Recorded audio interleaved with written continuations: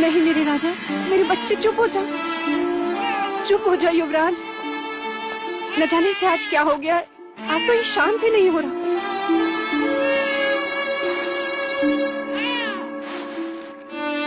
नहीं राजा, लगता है कुमार को किसी की अशुभ दृष्टि लग गई है। लौशिका, युवराज की नजर उतारो शीघ्र।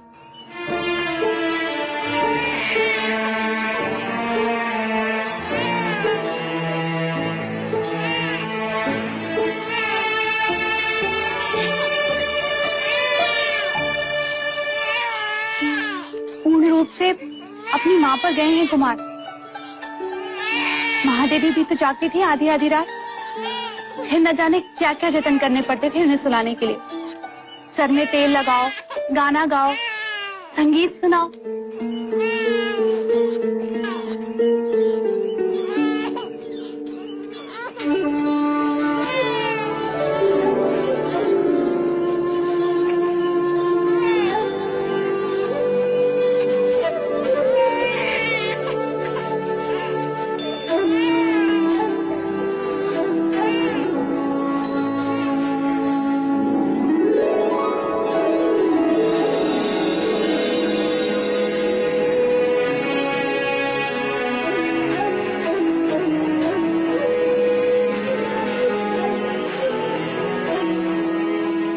देख तो प्रजापति, तेरी बांसुरी सुनकर कैसे शांत हो गया।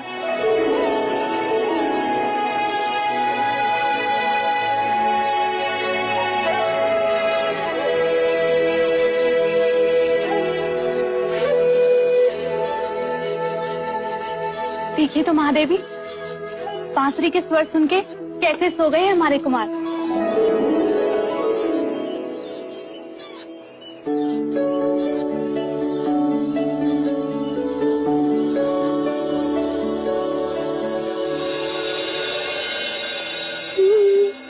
ये क्या कर रही हो मंगला? हाँ, आर्या, तुम्हारी आंखों को क्या हुआ? क्या हुआ? कुछ भी तो नहीं। अगर कुछ हुआ नहीं है तो फिर देखकर भी पूछ क्यों रहे हो? क्या कर रही हो मंगला? मैं ये पूछ रहा हूँ कि तुम ये दिए क्यों जला रही हो? हाँ, अब ये सही प्रश्न। दिए कब जलाते हैं? जब कोई पर्व होता है। आज पर्व ही तो है। किंतु आज कौन सा पर्व है? अरे, महामुनि असित ने हमारे देवदत्त के लिए भविष्यवाणी जो की है। भविष्यवाणी? किंतु वो भविष्यवाणी तो सिद्धार्थ के लिए थी। हाँ, उसी के लिए की थी। शब्द सिद्धार्थ के लिए थी, पर मर्म देवदत्त के लिए था। वो कैसे? आंखें बड़ी करो आर्य, आंखें बड़ी करो। अरे, सिद्धार्थ बड़ा होकर सन्यासी बनेगा तो राजगद्दी पर देवदत्त ही तो बैठेगा ना।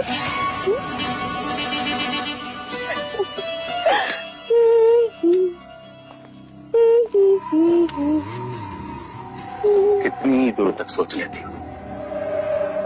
मैं कितना भाग्यशाली हूँ कि मुझे तुम जैसी अर्धांगिनी मिली।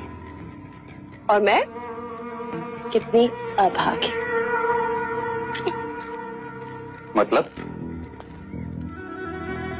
मतलब मूछें होती तो महाराज बनते। मांग है इसलिए मंगला।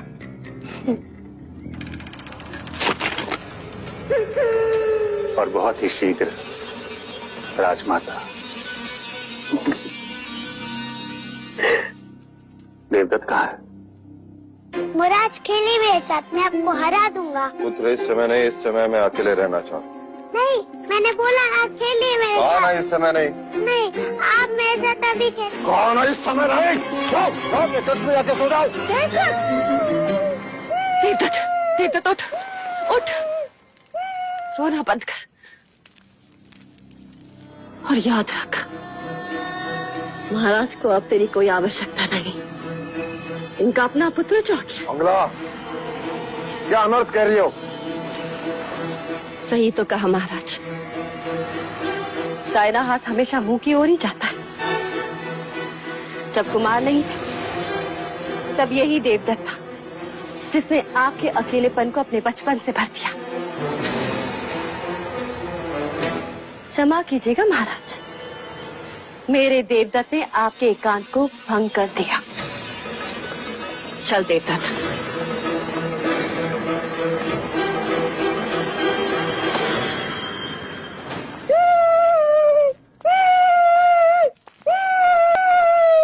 शांत शांत हो जा, मैंने कहा ना, एकदम चुप चुप हो जा। धीरे धीरे मंगला दीदी, सिद्धार्थ अभी अभी सोया है। तुम्हें क्या हुआ? तुम क्यों रो रहे? आज महाराज पहली बार देवदत्त पर क्रोधित हुए हैं। महाराज क्यों? आपके कारण। हमारे कारण? आप महादेवी माया को वचन देकर भूल गई महादेवी प्रजापति। आपने कहा था कि आप दोनों का ध्यान रखेंगे, परंतु युवराज सिद्धार्थ के लालन पालन में इस तरह डूब गई हैं आप कि व्यथा में डूबे महाराज पर ध्यान ही नहीं रहा आपका। माँ तो बन गई, परंतु पत्नी का धर्म भूल गई। इस समय जब महाराज को आपके शयन कक्ष में होना चाहिए, वो व्यथित राज्यसभा में बैठे हैं। आप महादेवी हैं, किंतु आयु में मैं आपसे बड़ी हूँ। आपका ध्यान रखना मेरा कर्तव्य है, इसलिए बिना मांगे आपको सलाह दे रही हूँ। ऐसे कोमल अवसर में अपने पुरुष को अकेला नहीं छोड़ना चाहिए। आप समझ रही हैं ना? चल देवदत्त।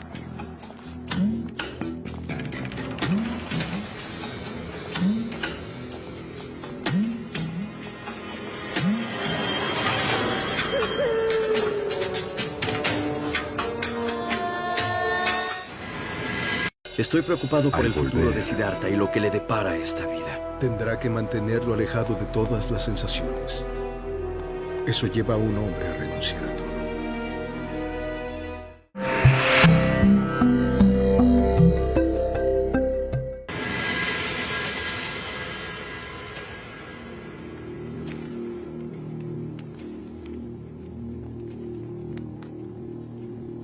महाराज कहाँ हैं? अभी अभी प्रशिक्षण क्षेत्र की ओर गए हैं महादेवी।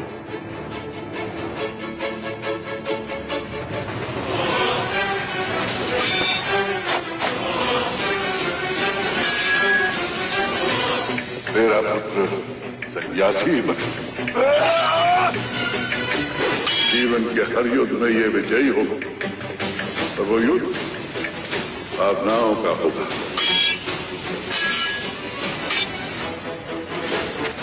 भले इसने तेरे क्षत्रिय कुल में जन्म लिया हो, पर रूप सन्यासी का लेकर आया है। क्षमा महाराज, दोष तुम्हारा नहीं, मैं बेध्यान हो गया था।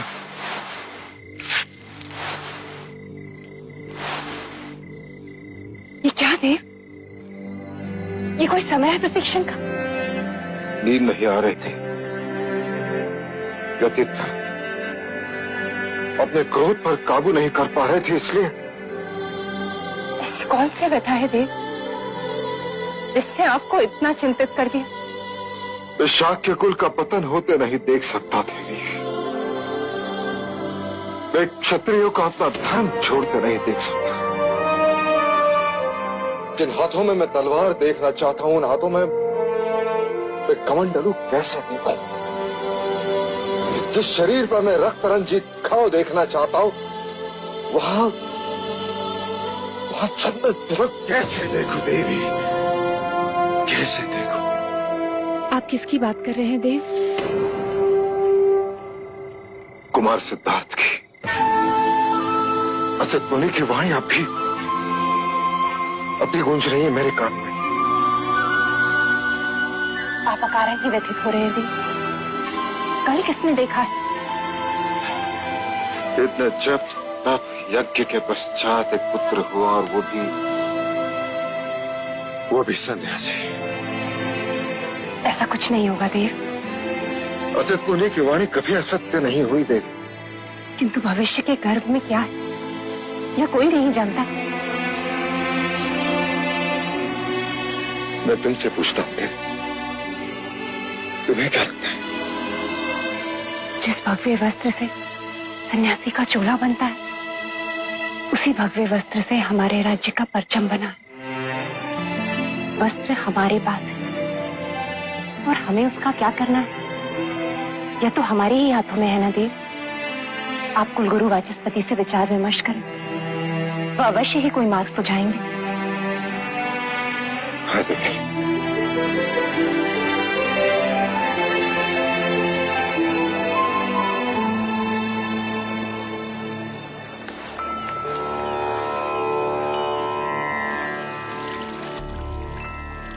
Oremos para que se cumplan todos los deseos futuros, que sean una gran verdad y que todo sea perdurable. Mahadevi Prajapati, आपका यह विचार अति सराहनीय है।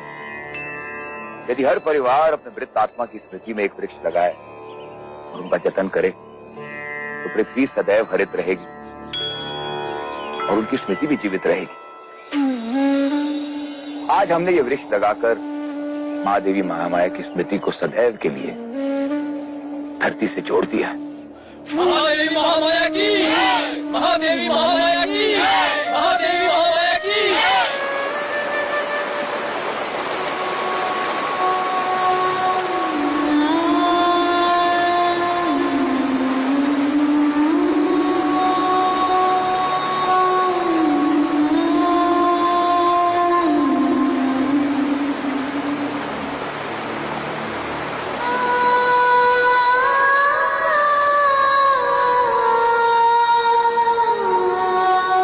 चलिए राज।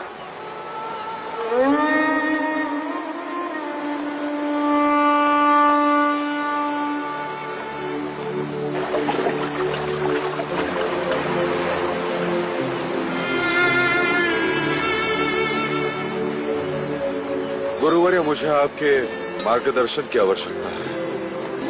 अवश्य राज। आप तो जानते हैं कि असित मुनि ने भविष्यवाणी की है कि सिद्धार्थ बड़ा होकर सन्यासी बनेगा, परंतु मैं चाहता हूं कि सिद्धार्थ बड़ा होकर चक्रवर्ती सम्राट बने। मुझे यही चिंता सता रही है कि सिद्धार्थ का भविष्य क्या होगा। इस बहते पानी को देख रहे हैं राजा?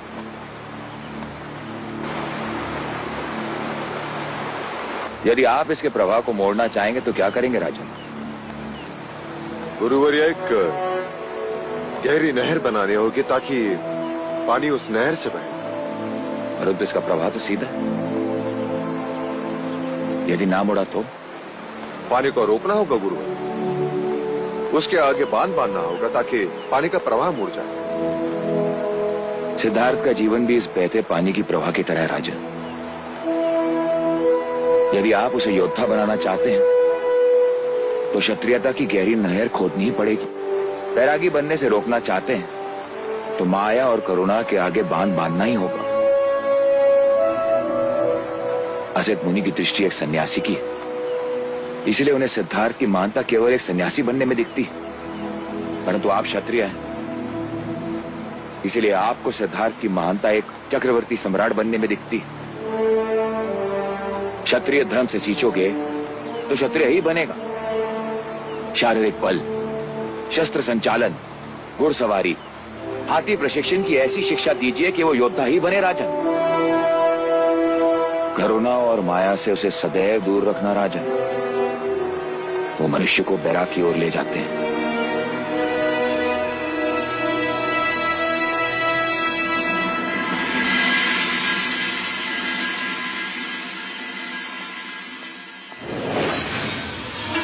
महाराज, वो भी अकेले? सही अवसर। मंगला, तू? इतने दिनों पश्चात आपसे अपना नाम सुनकर मन आनंदित हो गया महाराज। अच्छा हुआ।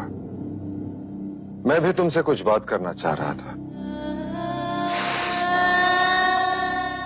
क्या हुआ? परख रही थी कहीं मैं सपने तो नहीं देख रही।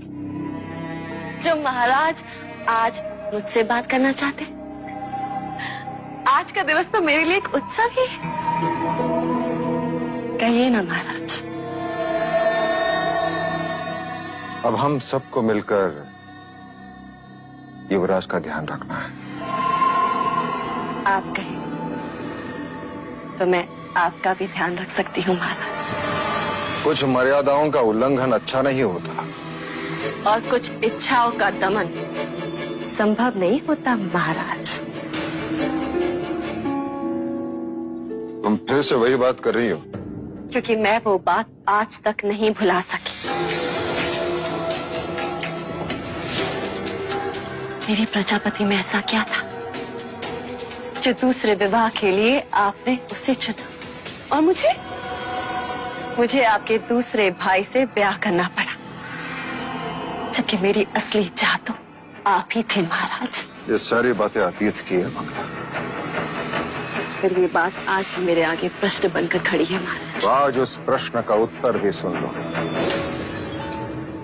दूसरे ब्याह की बात महादेवी महामाया की इच्छा थी, और प्रजापति उसकी बहन।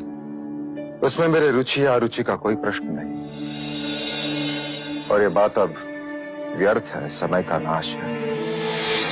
सच्चाई के साथ चलेंगे तो सब आनंदित रहेंगे, अन्यथा इतिहास दर्शाता है कि परिवार का कलह महाभारत तक पहुंचा है।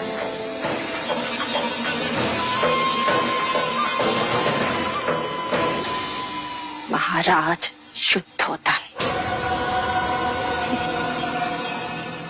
पहले मेरी दृष्टि केवल आप पर थी, परंतु अब आपके साम्राज्य पर भी है। कपिल वस्तु की महादेवी नहीं बन सकी, परंतु राजमाता अवश्य बनकर दिखाऊंगी। मैंने युवराज सिद्धार्थ के हाथ में कमंडल ना थमाया ना, तो मंगला को मंगला मत कहना। El rey envió la ropa para el príncipe. ¿Manta de hierro? Mi hermano desea que use eso. Así va a conciliar el sueño.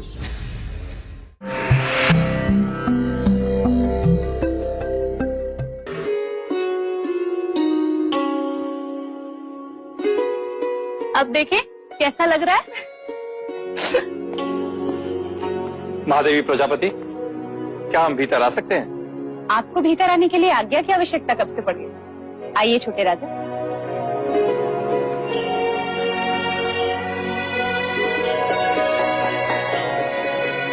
कैसे हो क्षत्रिय? ऐसे क्या देख रहे हो? हम तुम्हारे छोटे चाचा हैं। महादेवी, महाराज ने कुमार के लिए वस्त्र भिजवाए। वस्त्र? देव ने?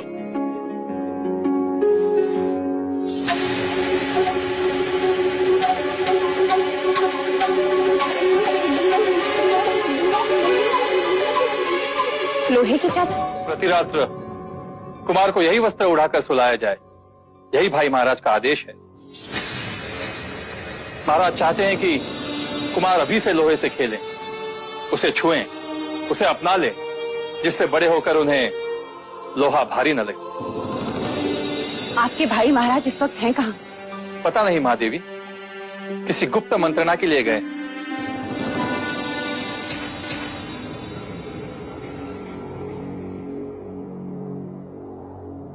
असित मुनि की भविष्यवाणी आप सबने सुनी।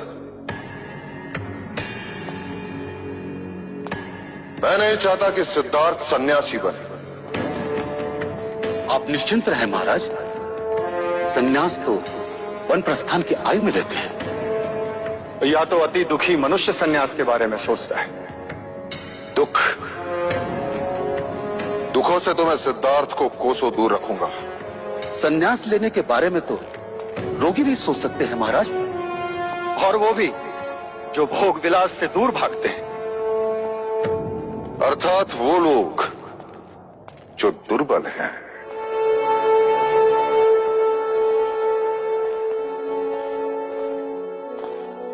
इसका तात्पर्य यह है कि हमें दुखी और दुर्बलता से, गरीब, रोगी और वृद्धों से सिद्धार्थ को दूर रखना होगा। परंतु ये तो असंभव है महाराज। राज्य में गरीब, वृद्ध, रोगी, प्रजाजन तो रहेंगे ही। उन सबसे सिद्धार्थ को कैसे दूर रख सकते हैं?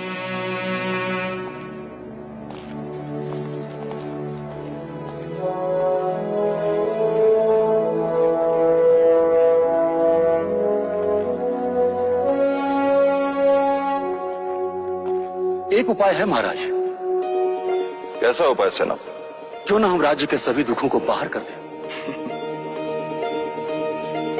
महाराज, क्यों ना हम रोगी, वृद्ध और आर्थिक रूप से पीड़ित ऐसे मनुष्यों को कपिल वस्तु से बाहर फेंक दें। क्या संभव है सेनापति सुमन? हम ये नहीं कर सकते। हमारा कर्तव्य प्रजा की सेवा है, उन पर अन्याय करना नहीं। हम उन पर अन्याय नहीं करेंगे, बदले में हम उन्हें उत्तम जीवन देंगे। अर्थात हम उन्हें ऐसी जगह भेजेंगे जहां रोगियों का इलाज होगा, गरीबों को रोटी मिलेगी, वृद्धों को मान सम्मान मिलेगा।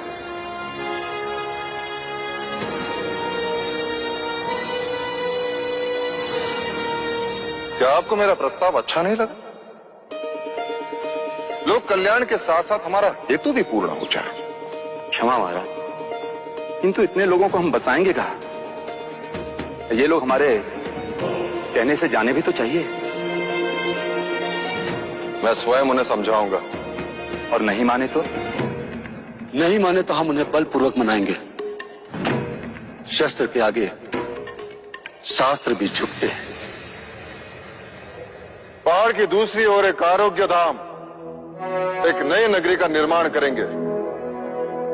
लोगों को किसी प्रकार की कोई कमी नहीं होगी। क्षमा करें महाराज, इतना बड़ा निर्णय हम अकेले कैसे ले सकते हैं? हमें शाह की सभा बुलानी होगी।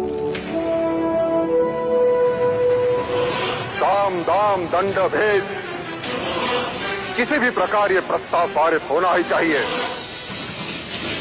मैं सिद्धार्थ को सन्यासी बनते नहीं देख सकता।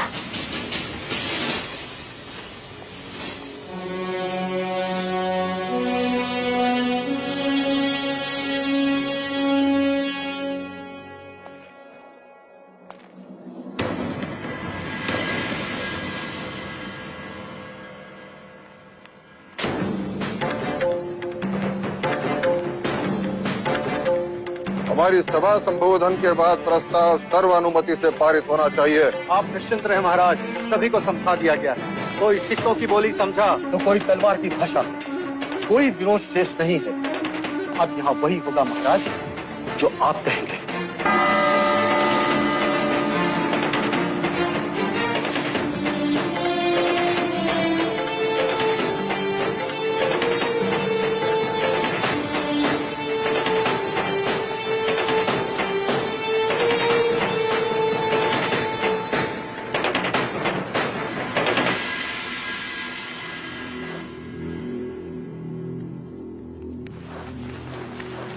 आज की तत्काल सभा का तात्पर्य यह है कि मैं कौशल राज और मगध पर आक्रमण करना चाहता हूं।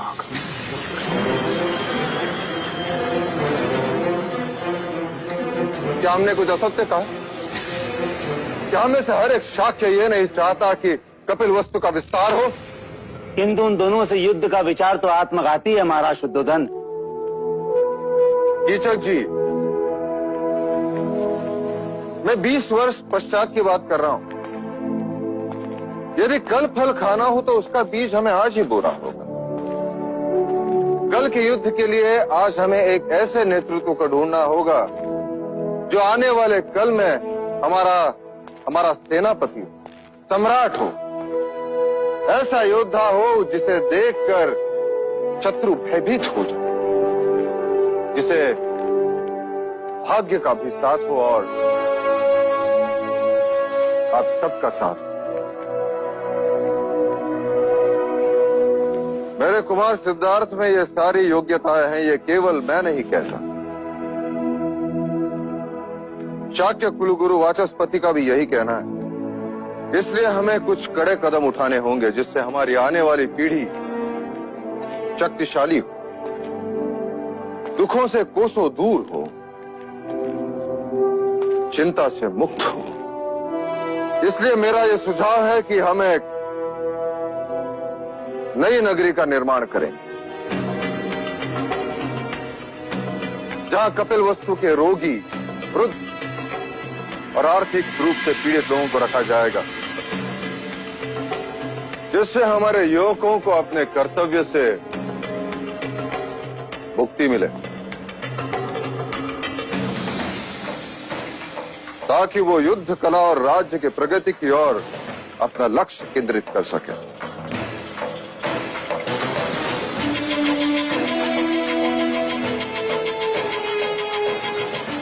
यदि मेरे प्रस्ताव पर किसी का विरोध हो तो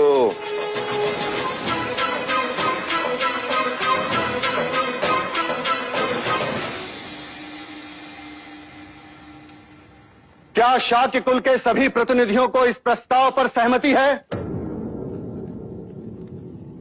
क्या महाराज शुद्धोदन की राय सबको मान्य है? तो क्या हम ये समझ लें, शाक्य सभा में यह प्रस्ताव सर्वसम्मति से पारित होता है? महाराज शुद्धोदन की, महाराज शुद्धोदन की, महाराज शुद्धोदन की।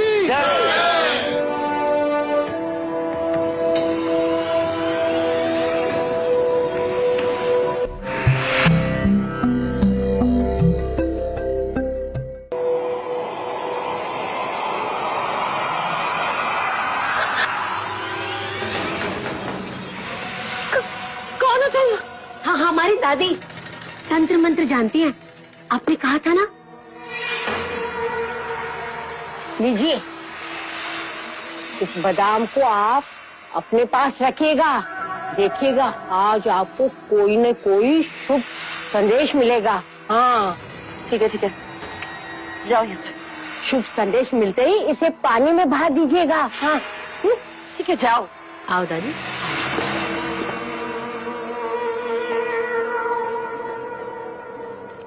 कौन थी वो?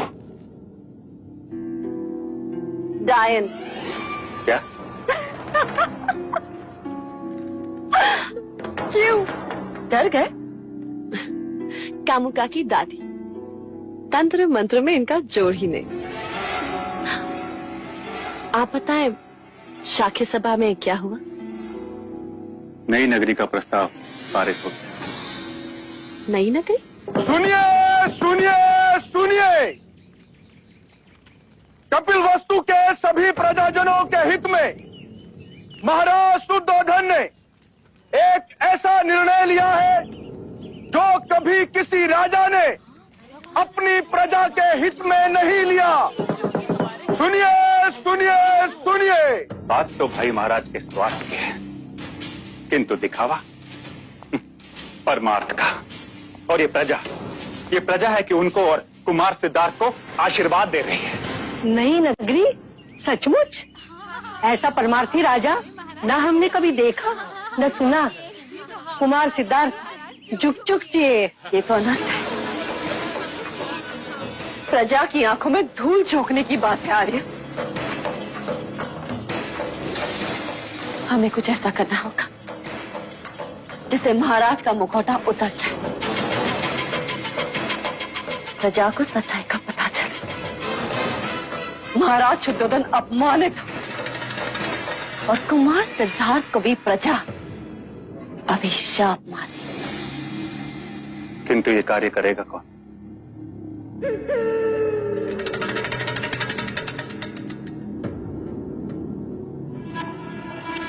कामुका। नई नगरी का लाभ लेने के लिए सभी गरीब, वृद्ध और रोगियों को 2 दिन में कपिलवस्तु छोड़कर वहां जाना होगा। ये फैसला जनहित में है, इसलिए महाराज आप सभी से सहयोग चाहते हैं, जिससे बल का उपयोग ना करना पड़े। ऐसे कैसे बोल रहे हैं ये लोग? हाँ, ऐसे कैसे कर सकते हैं राजा, बताओ तो।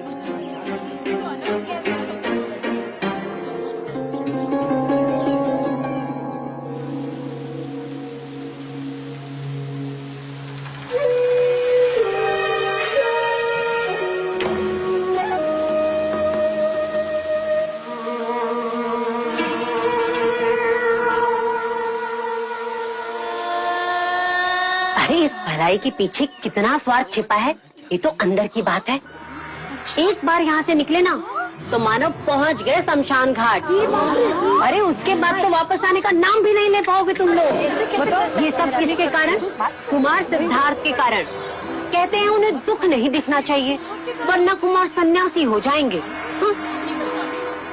इससे तो अच्छा होता कि कुमार पैदा ही ना होते। महल में दिए जले, इसलिए हमारे घर में अंधेरा। अरे कहते हैं बड़ा भाग्यशाली है, जन्म लेते ही माँ को खा गया और अब बड़ा हुआ तो ये कपल वस्तु खाली करवा रहा है। ये कैसा भाग्यशाली है? हाँ, महाराज को रोकिए महादेवी प्रजापति। पुत्र प्रेम में पिता अंधा हो सकता है, ये तो सुना था, पर इतना क्रूर, इतना कठोर भी हो सकता है, ये पहली बार देखा। क्या हुआ मंगला दीदी? महाराज कपिल वस्तु से सारे दुखी, निर्धन, वृद्ध, रोगियों को राज निकाला दे रहे हैं। क्यों? युवराज सिद्धार्थ के लिए, जिससे वो दुख ना देखे, उनमें करुणा ना उपजे और वो कभी सन्यासी ना बने। महादेवी माया होती ना तो ऐसा कभी नहीं होने देती।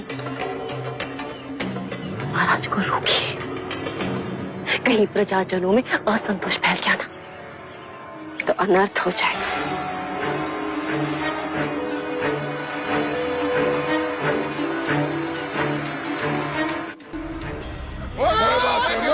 Al volver,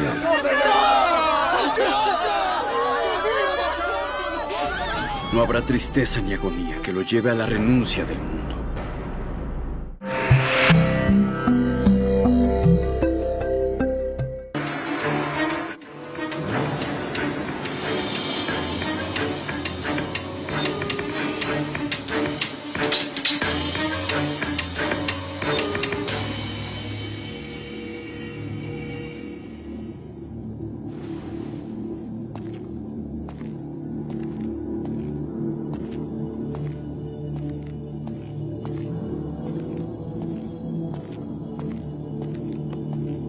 प्रजापति तुम?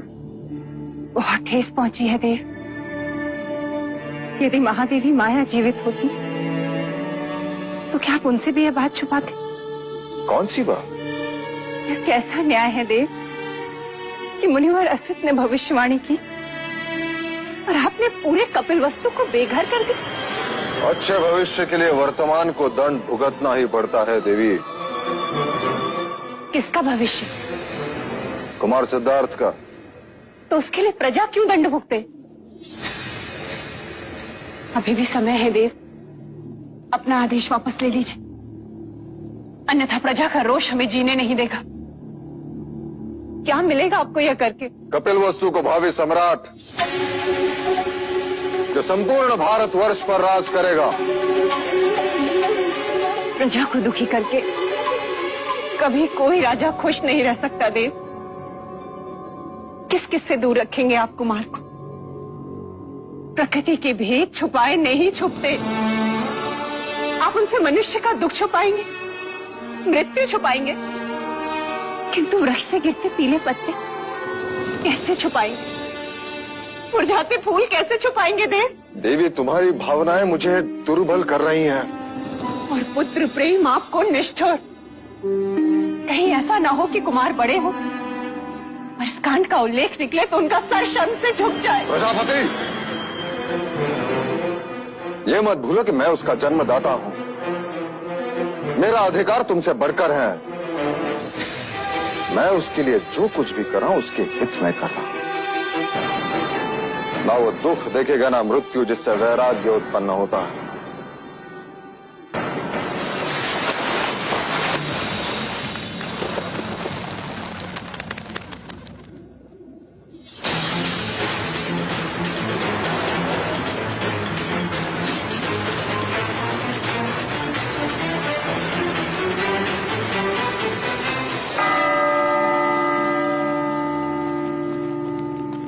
आज के बाद कपिल वस्तु में कोई शमशान घाट नहीं होगा, कहीं धुआं नहीं उठेगा।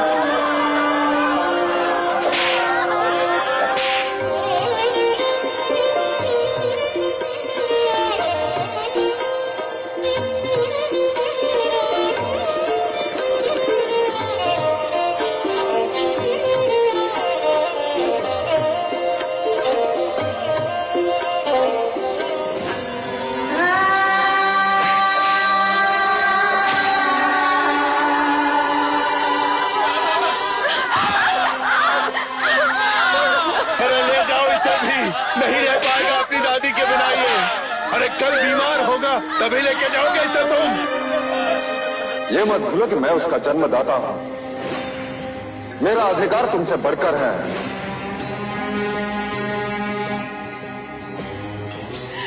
महादेवी, महादेवी, ये मनुष्यता नहीं है महादेवी। जब करुणा ही नहीं होगी तो मनुष्यता कहां से होगी? इतना अत्याचार मत करो हम पर, मत लो हमारा अभिशाप। हम पर जो बीती है ना वो एक दिन तुम पर भी बीतेगी, और जिसके लिए तुम हमें बेघर कर रहे हो वही तुम्हें एक दिन त्याग कर चला जाएगा।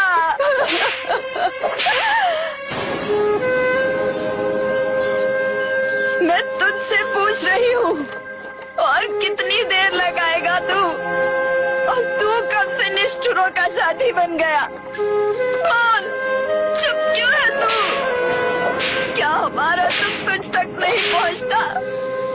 इस आतंक को देखकर तेरी आंख से आंसू क्यों नहीं बहते?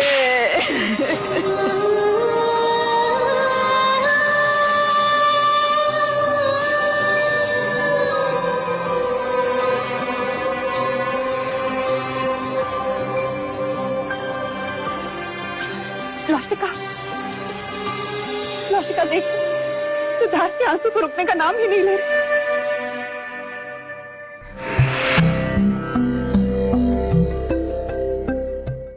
भाई महाराज, अब इस नगरी में कोई वृद्ध नहीं, कोई रोगी नहीं, कोई दुखी नहीं है देव।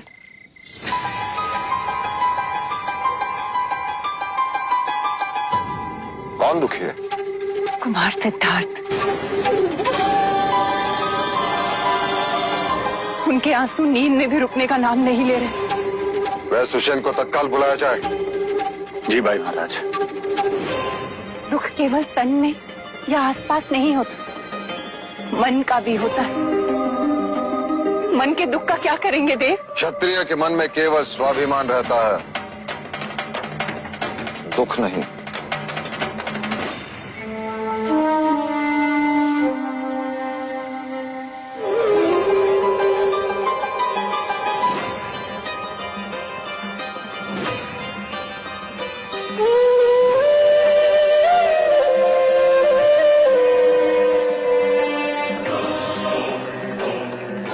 कुमार ने अवश्य कोई डरावना सपना देखा होगा, इसी कारण नींद में आंसू बहे होंगे,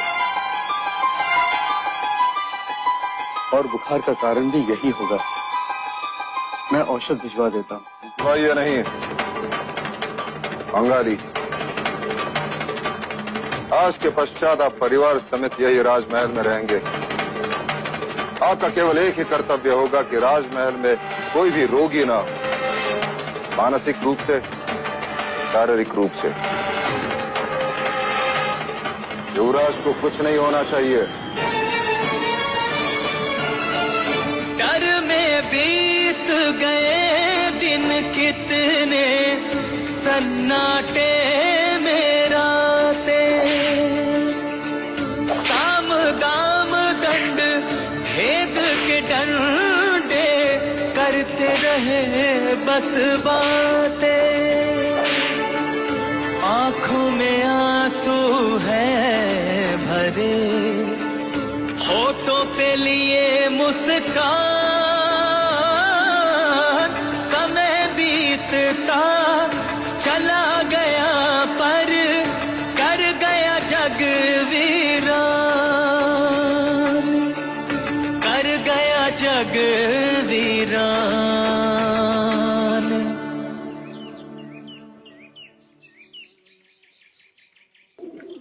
सिद्धार्थ,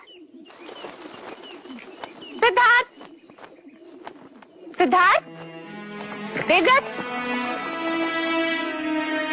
सिद्धार्थ कहाँ है? वन मनुष्य तो वन नहीं रहता है।